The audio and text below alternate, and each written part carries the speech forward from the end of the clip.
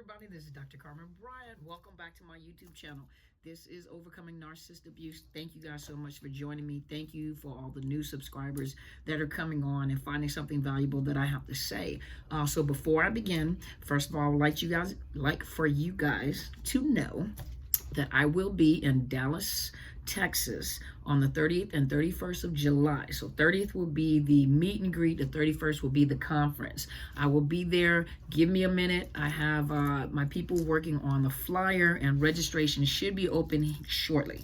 So I wanted to get the flyer first and then put the registration out there. On Friday is the meet and greet. Saturday from 8 to 6 p.m. I will be your main speaker. However, during the lunch break, we will have my good friend. Her name is Bridget Griffin. She is from the Seattle King County YWCA. She is a domestic violence legal advocate. She will be speaking to us. For those of you that are there in person and those that will be online, she will be online, so everyone that is in person will see her online because she's not traveling with me to Dallas, but she will be online, so you guys will see her on the projector screen. I also have my big brother, who is Pastor Marcus Monroe. Marcus Monroe will be speaking to us, and he's going to come talk to us about this new secret alpha male group that's on the rise. And when him and I had a discussion, is really narcissists training narcissists. And even if they're not a narcissist, you got narcissists training men to do certain things to women. This is his platform, and he talks about it. So he's going to come. No, this is not going to be a church service. This is a conference. We're talking about narcissists. And the conference title is, so far, the conference title that we have come up with is Overcoming Narcissist Abuse Hidden in Plain Sight. And so we will also have special guests in the afternoon to close it out, which will be my big sister, Kathy Gibson, and my mother, Helen Sadler, Destiny Helper. So Kathy Gibson is the host of My Life is Intentional, and she has 2 books out, and I will have that posted on the flyer. And then, of course, my mother, you guys know her, my spiritual mom, my mentor, who is Helen Sadler, your Destiny Helper, will be the 2 guest speakers in the afternoon to close out the conference. And they also will be on the Zoom, on the projector, because they're not traveling with me. I will be there. For those of you that are coming in person, there will be general admissions, and there will also be VIP admissions. For VIP, after the conference is over, you will join me where you will be escorted by limousine to a restaurant of my choice. You guys know it's going to be a steak and seafood restaurant, but you will be escorted in the limousine in style over to the restaurant, and I'm going to talk to the limousine company to make sure that you guys get to sit in the limousine and ride around the town to enjoy the beautiful night lights, and then bring you back to the hotel. And then we will also have online. So those of you that cannot travel at this particular time, you will be able to register for online, and you will be able to watch the entire conference online. And those of you that just can't come to either one of them, and you just want to go out to dinner and ride in a limousine, there will also be a opportunity to register for that. But when you get to the restaurant, or ask me no questions about what happened at the conference when you could have been at the conference. But it is going to be splendid, wonderful. I am so excited. Just give me a minute. I just have them working on my flyers. As soon as the flyers are finished, we're going to open up for registration, so you guys can start registering, so that you can come join me. I hope you guys will be able to come join me. I want to meet a lot of you guys. I want to see who it is that I'm talking to when I'm talking on the camera. And so, having said that, just be aware, I'm going to advertise it. Don't worry about it. It'll be there. So, but today I just wanted to come and I wanted to do part 2 of Triangulation. So part 2 of Triangulation, I wanted to focus more on the females, the women. It just so happened that I had a few conversations with some people where, and sometimes they're not my clients. We just, these are people that I know. I'm aware of their families. I know what goes on. That's what makes the story so great when it comes to YouTube, because I get to talk about stuff that I see, but I don't have to reveal who I'm talking about in the first place. But, I've seen cases. I've talked to people. I know people that have these, and that's why we make these videos. It's really good. And it's more, this one is more focused around like the female and the behavior of the female narcissist when it comes to triangulation. So let's say you have a grandmother, you have a mother, sister, auntie, somebody that was a care provider, or someone that in the female, a woman capacity, female aunt, big mom, auntie, whoever. that you now have discovered has narcissistic personality disorder, and the way that they conduct themselves, the stuff that they do. And so you watch a lot of this manipulation. So remember that within the family, the children play a role. So the children in the family play a role. Remember, it's the golden child, the scapegoat, the lost child, the jester, whatever it is. And let me focus on like the scapegoat, for example. So you guys know that the scapegoat is not the quiet person. The scapegoat is the one that just won't allow that narcissist to control them. They butt heads with them because that narcissist cannot gain control. It's hard to gain control. They fight back, they kick, they buck, they fight back, they tell, they point out the pink elephant in the room. They have a really hard time controlling this scapegoat. So the scapegoat always looks like the child in the family that is the problematic child, the one that has the most problems, may act out in school because they're going to rebel against that power and control that narcissist is inflicting. The narcissist likes to triangulate the family because it's easier to fight with more than one person than it is to fight with just one person. So triangulation is the purpose of divide and conquer, to gain momentum and gain control where they're at the top of that pyramid and they're the puppet masters. They control, the people that they have in that pyramid. And most of the time when they pull those people in, to include family, sisters, brothers, they pull them in, and it's easier because it's hard for them to fight. Maybe that scapegoat, for example, it's hard for them to fight that scapegoat by themselves because that scapegoat will wear that narcissist out. Now, don't think, as a child growing up, the house becomes unstable. That scapegoat hates being there because they're always picked on, they're always messed with, they're always having to fight, they're always, and the more that they fight, the more that they scream and yell and go off, and it just fuels that narcissist because that narcissist is empowered because I can cause you to react. So whatever I do, it causes you to react. At the same time, it still wears out that narcissist because the fight is so hard, and that scapegoat fights so hard. So they pull other people into their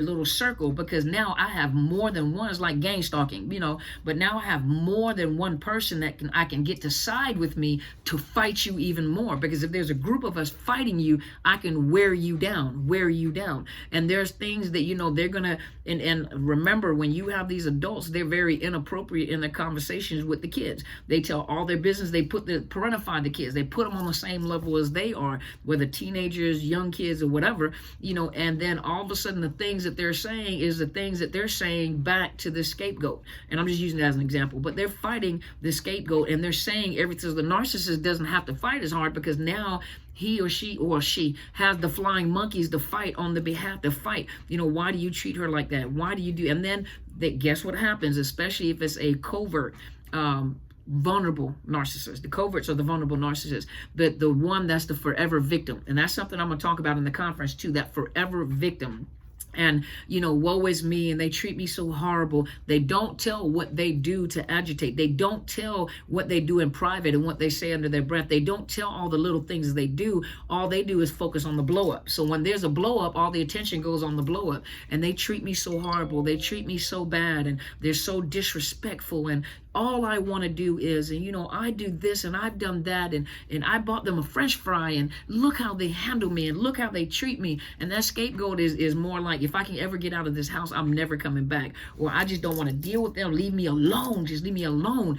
But that narcissist is constantly, nagging and nagging and nagging and nagging, and that scapegoat they're fighting back. Sometimes to a point where they are totally disrespectful. Sometimes to a point where it's overboard because they're trying to protect themselves. So they will remind you like an empath that's going into, a supernova. They'll do anything they can get away from me. And sometimes empaths have, are scapegoats. Some empaths have been, of course. Some of you guys who have been empaths, you're not super empaths when you're that young, but just the simple fact that you blow up and it's like you blow out. and and you're tired, you're exhausted. I'm tired of fighting this person. All I want them to do is love me, and I don't understand why they don't love me. No matter what it is that I do or try to do, they just don't love me. But you're not going to control me. So that scapegoat is one. You're not going to control me, and they won't. And they grow up in life, or sometimes they're very prideful, they're very arrogant. A lot of times, and they fight. They're fighters. If they think that you're trying to control them, if you think that, so sometimes it's even hard for that scapegoat to try to be in friendship, because sometimes they just want to be left alone. Leave me alone. I prefer to be by myself. So here you have this narcissistic mother, aunt, grandmother, whoever, the female, now they play the victim. They treat me so now you have all these family members that side, or the kids that side, why do you treat her like that? I can't believe, you're supposed to respect your mother, you're supposed to respect your grandmother, and you can't. This is how you're growing up. So let's use this scenario. I was given this story, and I was like, "Oh, that's fascinating. Can I use it?" Yeah, you can use it. Okay. So you have, you have a narcissistic grandmother, and there's a scapegoat granddaughter. Okay, they're adults, and that narcissistic grandmother likes to be in everybody's business. Busybody, always wants to be heard. I have all the information. You have to listen to me. Wants to focus. Even if they're having a family reunion or get together or whatever it is for the holidays, and there's too much attention to everybody else, there's going to be something that she does to make sure the attention is focused back on. I'm upset. I'm going into my room. I want someone to save me from the world. And oh my gosh, no one's paying attention to this individual. They walk around and they mope. They make facial expressions. They say little things under their breath. And so, she wants them to chase after. Now, the scapegoat granddaughter, come to find out, has a scapegoat mother, the mother of the grandmother, but scapegoat. Both of them are very similar, look alike, and they're scapegoats. And the mother actually attacks the scapegoat granddaughter because she reminds her of the mother. They act alike, they talk alike, and the granddaughter always fights back. And the narcissist grandmother always causes drama and tries to pull them into the circle. She has this habit of pulling them into the circle to side with her. That scapegoat granddaughter is usually the one that says, first of all, none of my business, I'm not involved. And the narcissist grandmother tries to manipulate and pull her into the circle. And because she refuses to do it, she attacks her. So when she attacks her and the granddaughter blows up, it becomes woe is me. So she runs to the rest of the family and she mistreats me and she's so disrespectful, and I am older than she is and she's supposed to respect me. And what it is not the fact that she's supposed to respect me, she's supposed to agree with me. So when I say something like everyone else, she's supposed to fall in order and she's supposed to respect me. And the problem is that she doesn't respect me. So she actually smears her name to the family. She's crazy, just like her mother. She's crazy. They want attention. They need help. And this is the problem. And they're just alike. And you see the game? You see what happens? But it's always woe is me. And they're so terrible. They never tell how they poke and prod the bear. They never tell how they stir up this hornet's nest. And so this is the triangulation that goes on. They triangulate with people. If it doesn't work, then you're the outcast, and I'm gonna triangulate with this group and these kids or these aunts and uncles or whatever to attack you all together. And then I'm gonna have them speak because I'm so innocent and I can't believe that you would treat me this way. And so all these people now go to the defense of the narcissist. And why would you treat her like this? And that's an aging woman, that's your great grandmother, your grandmother, your auntie, and I can't believe. And they're trying to defend themselves. Well, you shouldn't speak like that, and you should listen. Let me tell you guys something. Do you see what a mess this is? A hot mess. Even me telling the story, I was like, this is a hot mess. It's a hot diggity mess. Listen, you have the right. It doesn't matter whether it's your mother, father, grandmother, auntie, whoever, your elder, whatever, you have the right to remove yourself from the situation. Even though, and a lot of you want to do what's right. You want to be respectful. I agree with that. You be respectful. They're not being respectful.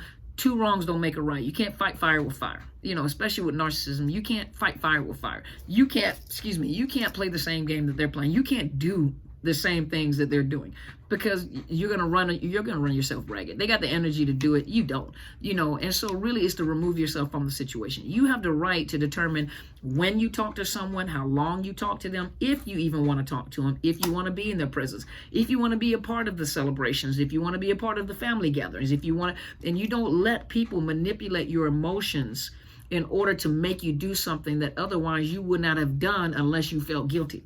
That's another thing that I'm going to talk about at the conference. I'm going to talk about how they manipulate your emotions and your senses and your love languages. So that's something that I'm going to talk about at the conference. So I really need you guys to be there. But you have the right to say no.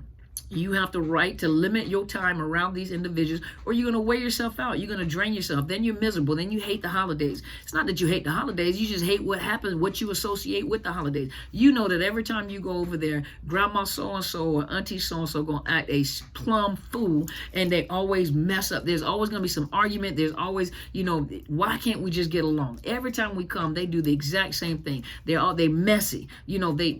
So if you want to respect your elders, you can respect your elders. That doesn't mean that you have to always be a part of whatever they're doing. You have the right to say no. You have the right to pull yourself out of the situation. You have the right to determine whether or not you want to go or not. Don't allow people to play with your emotions. A narcissist manipulates the emotions to force you to change your mind about something. If they don't like the fact that you don't agree with them, some of them will talk you, I hate to use this word, they'll talk you to death. I hate to use that word because I like to use life, but they will talk you to death. They'll talk you to sleep.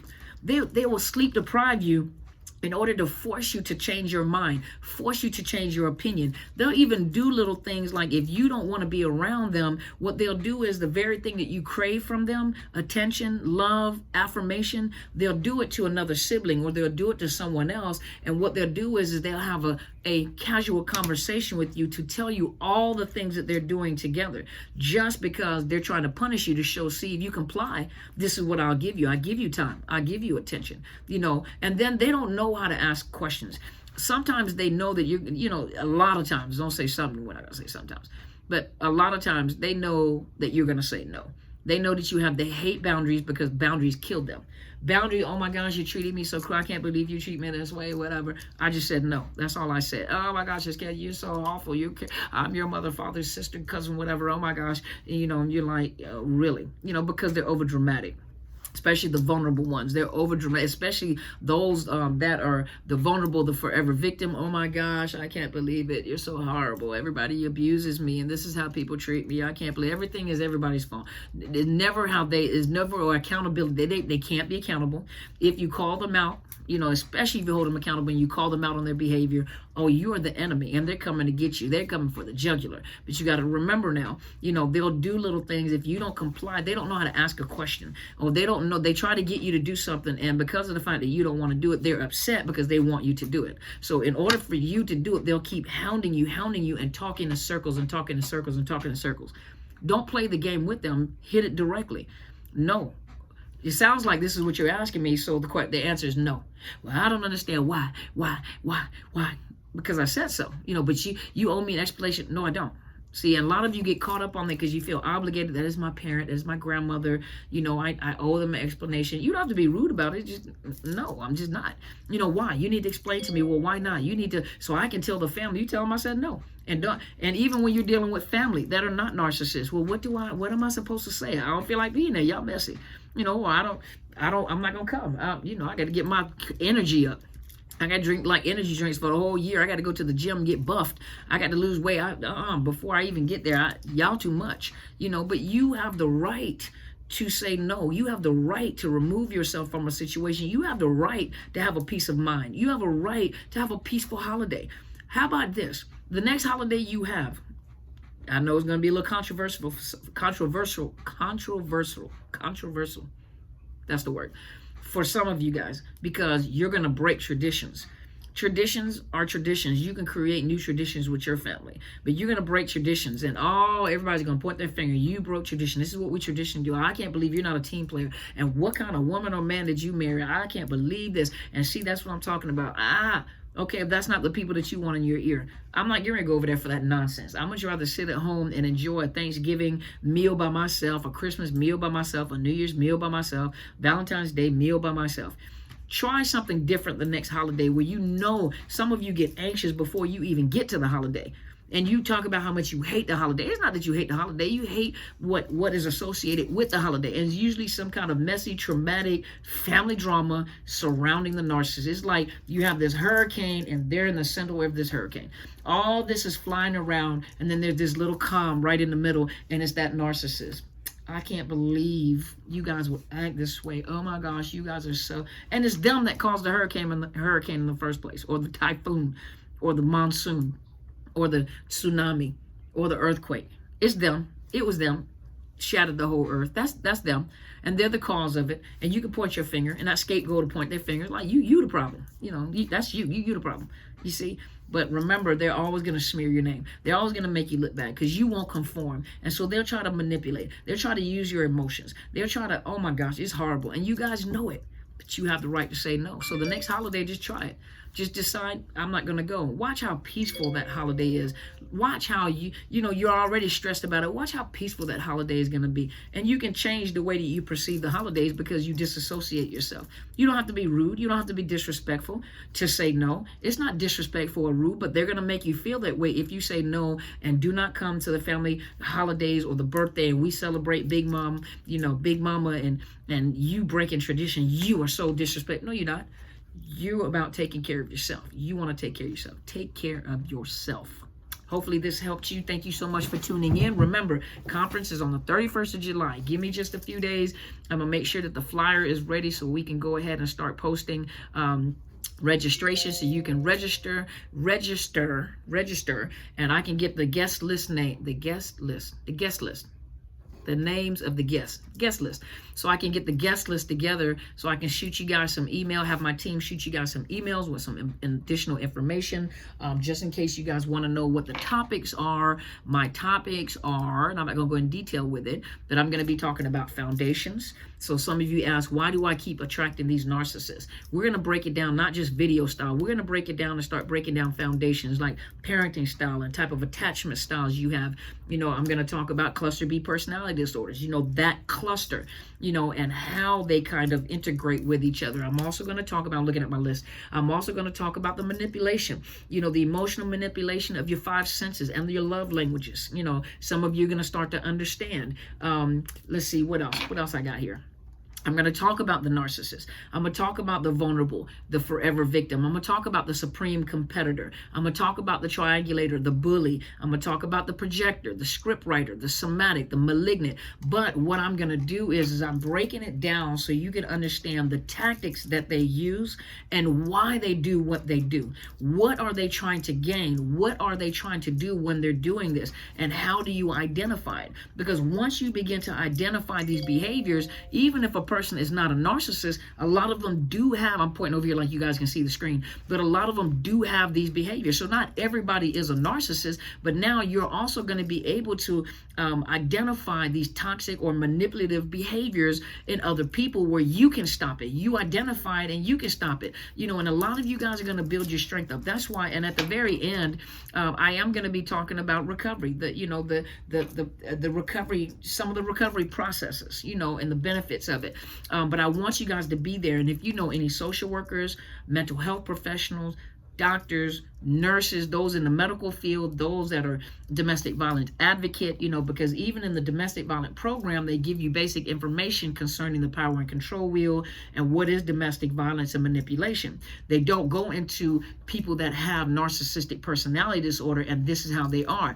A lot of times I've heard, and it doesn't, not all of them, a lot of times the way that the information is given is that they can recover if they go to treatment. They go to treatment and then you guys come together as a family so we can make this family. Well, when you're dealing with a narcissist, that's not something that we're going to teach you, that they can recover and then you guys get together as a family and it's going to work. There's too many that, sometimes programs give too much hope. Now, my friend Bridget Griffin, who's going to be coming to talk to you, understands narcissism. She sees it in the court. She sees it in the courtroom all the time, and she has to give the victims advice on how to conduct themselves, what to do and what not to do. She interjects a lot in order to assist them throughout, and she knows a lot of the laws and paperwork. She's not a lawyer, but she knows a lot of the law and paperwork to help so she can keep them ahead of the game. if they listen and if they pay attention. And so I really want you guys to be there. If you have anybody in that field that is, deals with victims and clients and things like that, this right here is a start of educating them about what is happening when they come into counseling, what is happening when you send them to court, how these people think and what they do. And this is from the perspective of, the abused, not the abuser. So we're talking to the victims and the survivors of this type of abuse. So when you guys come, you're going to leave well informed, and you're going to become very aware. And then after this right here, that this is a abbreviated version of my actual coaching program. The coaching program will be a 5-week program if I decide to add a 6-week, but it'll be a 5-week program with 5 modules per week.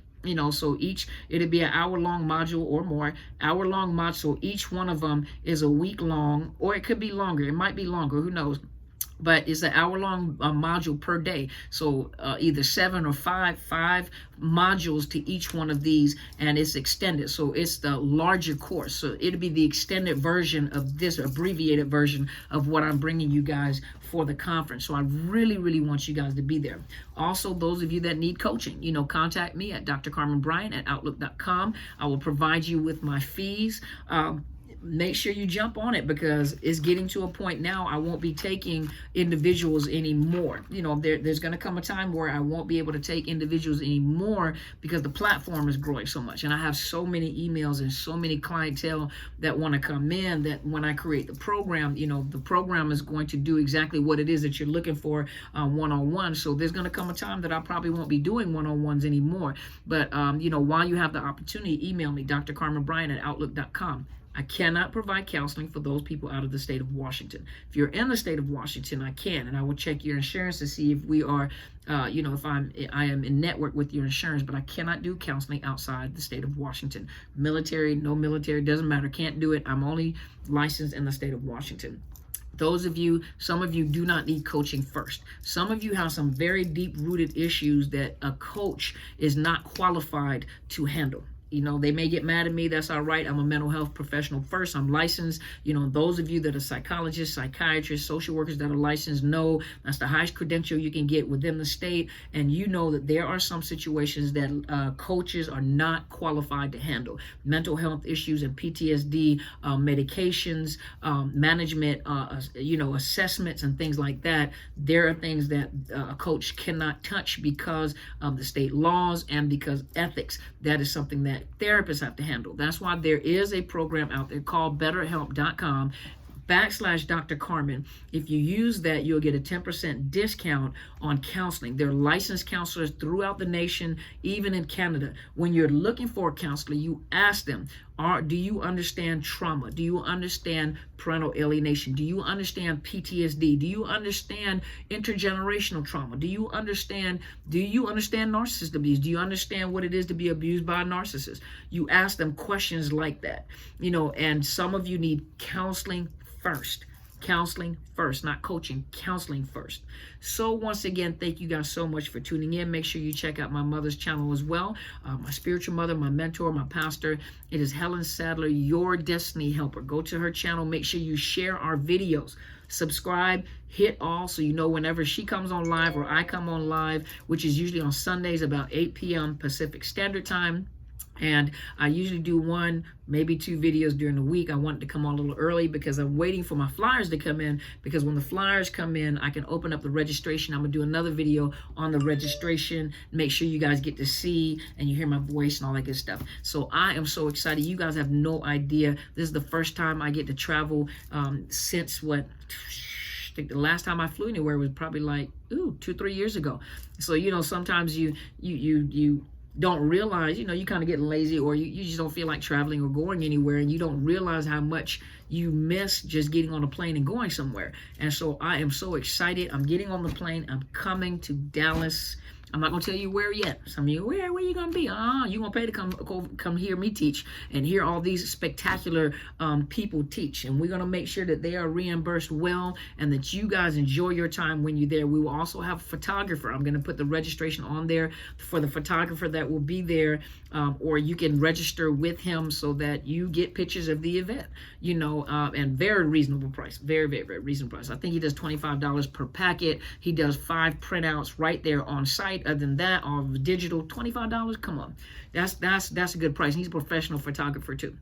And he's giving you a discount deal. So I'm gonna make sure that his information is listed on the registration. So either you can contact him or you can just pay through my site whenever you register. So you can prepay. We're gonna have a guest list of general admissions, and we're gonna have our guest list of on the online, and the guest list of those that are VIP, and those, anything extra that you have on there, like pictures or anything like that, we will have all that information. There is no such thing as coming to pay at the door. You have to register online, because once I close it, that is the max that I can handle, that I can manage. And so that will be, so there is no pay when you come to the door. If you are not on the guest list and you have not pre-registered and prepaid, you will not get in the doors. You will not get in the limo. You will not come over to the restaurant, because if you come to the restaurant, you should be at the restaurant. Can't keep you from coming, but you just won't be there with our group.